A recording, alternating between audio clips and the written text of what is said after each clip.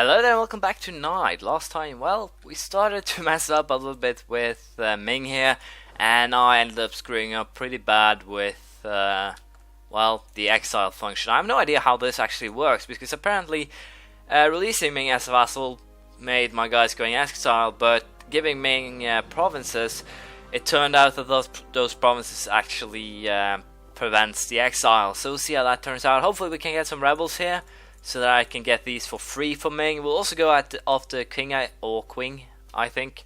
First, then we'll go after Shao afterwards. So basically what we'll be aiming to do is grow Ming to its appropriate proportions, and then hopefully annex them, if that is at all viable.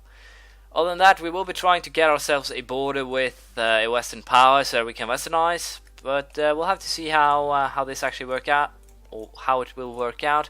For now, we have other things that we will be doing. We'll most likely be fabricating some claims down here on the Swahilian lands, and basically just try and make sure that we will find someone by taking a southern part here of Africa. I've also been a little bit, well, how can I put it? I haven't actually done as much as I should have in terms of colonization. So we'll be trying to do some of that now. And hopefully we can use this as an opportunity to grow. But for now, I will be trying to get my my troops first and foremost back to my own lands, then back to Ming again, so we can start well, taking some more lands for them. We'll see how this plays out. I would have liked to actually help Bengal here, but as you can see, Sean actually declared war upon Arakan, not Bengal itself. So I'll actually go ahead and decline this for two reasons. First of all, I need to get my troops out of the exile state before I can actually use them, and I haven't actually gotten anyone out of it yet, except for those guys who are currently heading home. So on that note, there is no way for me to actually, how can I say, join into the war. Then we'll actually have to hire mercenaries, have them march through Delhi, Bengal, and then they could fight. So basically I'll be using all my money on that rather than, well, some things that could be important. And while I'm out on the note of money, I think I should go ahead and build a bunch of armories basically everywhere to boost my manpower, because that has been dangerously low, or I will suffer a lot of manpower loss in battle. And well, I have a lot of military points that aren't really being used right now, so I will be building basically this where I can, and I have a lot of money, so it's not really a problem. Unique building a march, no, that's not really useful because my borders will change pretty damn soon. It could be, of course, be useful to have, if I could, build 3 marches on the lands that the Ottomans are likely to go into, but I will not do that. That's not really a viable or a good solution for me here. But this should help out quite a lot. I have no idea how many armories I actually started building, but I've used almost 3,000 ducats, 2007, so I guess I built 54 or something along those lines. So I do have a fair amount of them. So yeah, I'll just continue get this done with, and then we will be ready to wage war on King. Kathiawar has been incorporated, which is good. Integration is a slow process, not good. My legitimacy is well, it's falling slowly but surely. Constantine on that. Is that a LGS? Yeah, that's actually Algiers province. Improve defenses. I think we'll do that. That's actually quite a good mission, because by having better generals, you'll do fair battle and battle. I simply have to figure out where the hell. There it is. I guessed right. So yeah, I like that mission. I didn't actually like all building missions before, but that one I've really started to like, because you get you can boost yourself pretty well thanks to the fact. Also, as you can see, it's just one army left to transport, then we'll be declaring war. So the time of warfare, so to speak, is closing in. We'll see, or I'll get back to you once I'm actually ready. There we go. I actually got the last religious idea, which is ecumenism, which allows you to 2+ intolerance of heretics, and also the very good better relation over time modifier plus 100%. So all in all, that's really great. All that we need now is the competitive merchants, and then we will have a permanent casus belli on everyone in Asia. Thinking about that, I could potentially wait with the declaration of war until I actually get that CB. That will actually, I think, be a good idea. So I think I'll just hang on for a minute and just wait, and then we will start moving after there. But with that, I'll also get casus belli on these guys so that I can actually start, well, moving my troops, release Gujarat, for example, and yeah, I think I'll actually go ahead and do so. It seems they had at least 3 provinces, which is basically good for me. So I'll take this one, release Gujarat, or well, I might actually have to go for Marantas first or something. We'll see what I'll do. I'm not really nothing is written in stone. So hopefully I'll be able to get that idea, and then we will be declaring war. But if I have to do it before that, it's not really an issue. But of course, it's not really that much of a positive thing either. So we'll see how it goes. Hopefully, I haven't actually checked the map in the longest of time, so I don't actually know if colonizing this potentially would be enough to allow me to trigger westernization. I need to have stability at +3, which I do. So all in all, or if you want to see it that way, it's not really that much I'm missing. So hopefully we can get that done pretty soon. I could always, as you know, conquer something yet. Tlamankan, Melilla, Fez, not Melilla, but you get my drift. I could always conquer something, but I'm pretty close, so it shouldn't really be that much of a problem. As you can see, I'm not actually unfortunately adjacent. It doesn't help having a sea between. So yeah, we'll see how that actually plays out. But with the Ottomans scoring as they have been, I would have been happy to have the royal marriage with them still. The best way, I think, to actually make sure that you win this challenge is if you can get the Ottomans in a union with you, because, well, then you basically have a powerhouse. But I still have 250 years to get this done, so I'm confident we'll pull this off, but we'll see how it goes. There we go, we're basically ready here with our troops. Good placed. We are basically also almost at, or we are at the level where we'll get that last idea, which will give us a couple of things here. We got an extra missionary, we got tolerance to true faith +2, and also the +20% to global trade power. So basically, all in all, we are now set. Apparently there's some shunt peasants here. Pretty sure they should be able to well, bring up some other rebels in due time. Covert action support rebels, only peasants still. But yeah, I might actually have to support them later. We'll see how it goes. But for now, we'll be moving troops to the starting points, I guess. We'll be invading King once, or Queen, or whatever you want. I actually have no idea how to pronounce that, so I apologize for being butchering the language. Apparently I did not get that casus belli. Was it lying to me?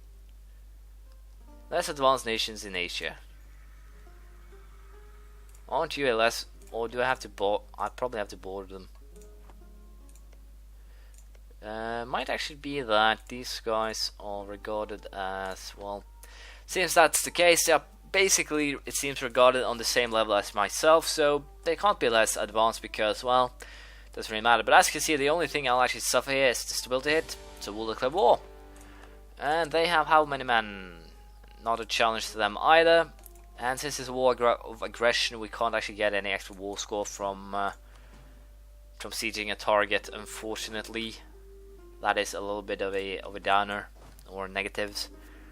But what we'll be doing here, I think, is placing that guy over there. No, wait, I'll be doing this. I'll sacrifice some manpower here, but I think it should work out just fine. Hopefully. If not, I apologize to whomever watches this fail, and hopefully they will forgive me for my failures.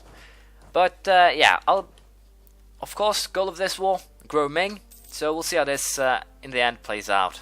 For those of you who didn't know, before I started the building of those armories, I had a manpower of about 36.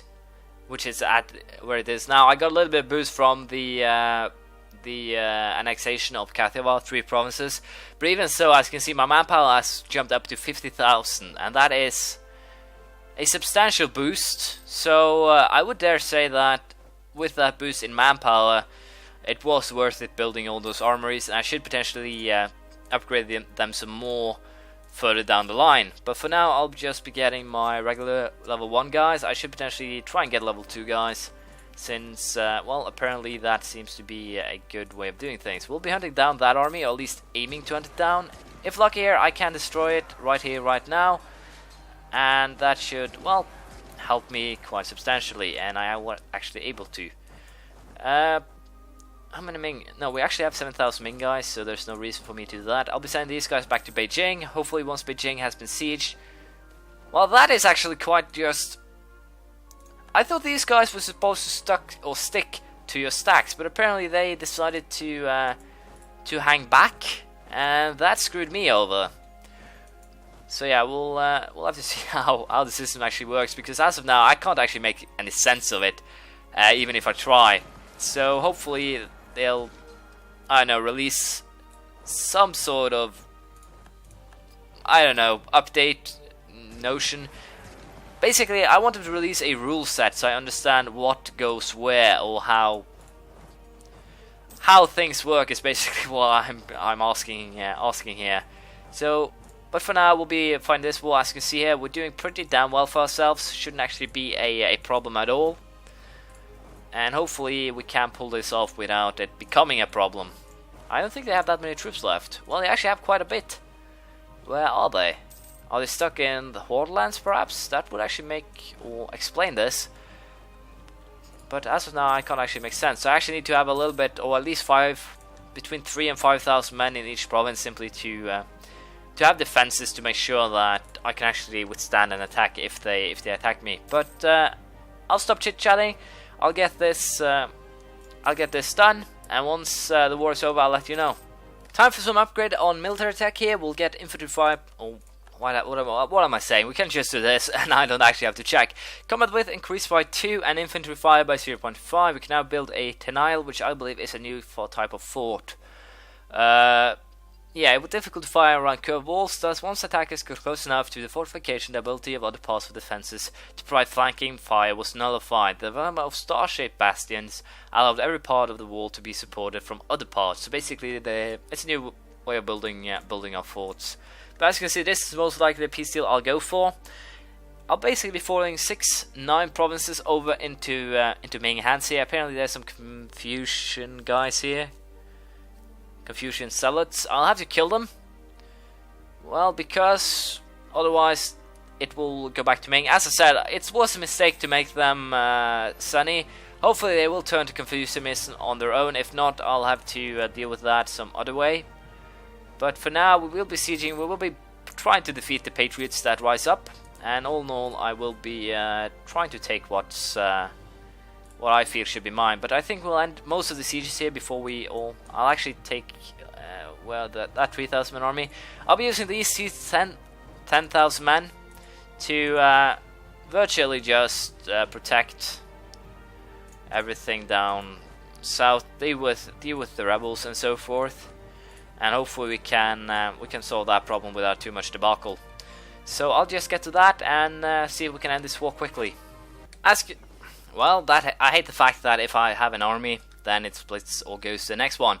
But as I was saying, as you can see, we are done with this war. I actually had enough war score to make this over, but apparently I ran into some rebels, and that is apparently screwing me over here. But I think I can make peace. If I have to send these guys home, fine. But should be fine even so. I'm not tempted to take your money though. Let's see here, anything else? There are some provinces I'm missing, like Shandong and one more I think, and Chengde, and also Beijing itself. So I'll take that next time. But for now, I think we'll be happy with this. Or yeah, we'll be happy with this, and I'll take the money just for good measure. But with that, the war's over. Unfortunately, it seems that I did not get the rebels sorted out that way though.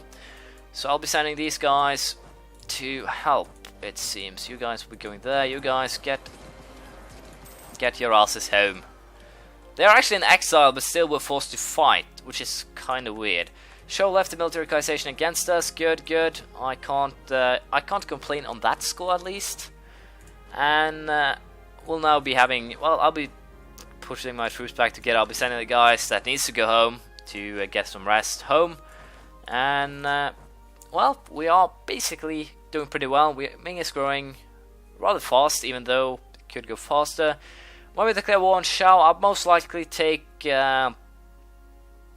I'm tempted to actually take here, cut him off right here, Jiangman, get Hunan.